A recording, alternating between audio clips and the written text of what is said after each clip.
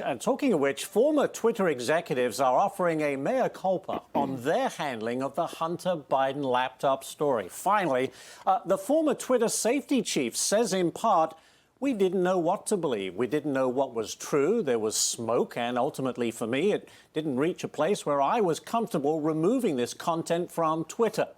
Well, they ultimately admitted that the censorship was a mistake. Matt Schlapp is here now. Good morning to you, Matt. What do you make of Twitter finally admitting that censoring this story was plain wrong? Well, for these former employees, it's too little too late. I think the federal government should be looking at charges. There is enough people who voted for Joe Biden who believe that the Hunter laptop story was disinformation, because that's what the FBI and others were saying it was. And they told Mark Zuckerberg and they told Jack Dorsey at Twitter to be worried about people coming to them with outlandish stories. So they did everything they could to make it seem like the Hunter laptop story was not a legit story. And if you look at the polls, Ashley, there are enough voters who, had they known that that story was legit, they wouldn't have voted for Joe Biden.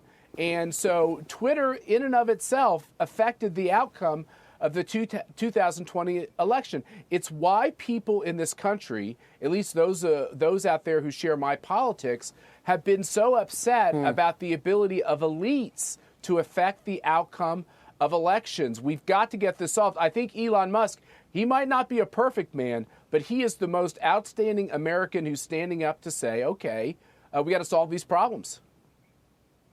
And what's fascinating is the reaction from progressives and the left, who for so long, filtered conservative points of views and issues. And now Elon Musk is opening it up to a true marketplace of free speech. That's when they cry foul. We have the White House saying, we're going to keep a very close eye on Twitter. I mean, what is this about? It's Big Brother, and it really exposes what they are and who they are.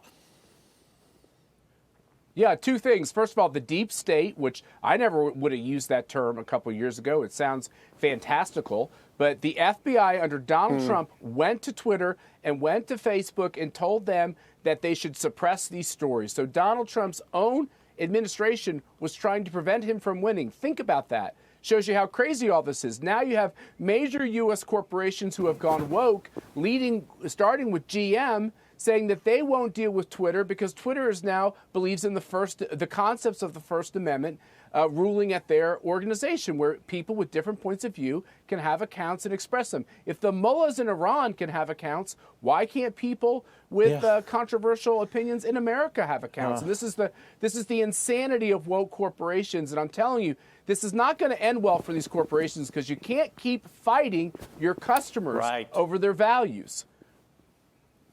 That's exactly right. We'll have to leave it there. But Matt Schlapp, fantastic stuff this morning. Thank you very much. The furor over Twitter.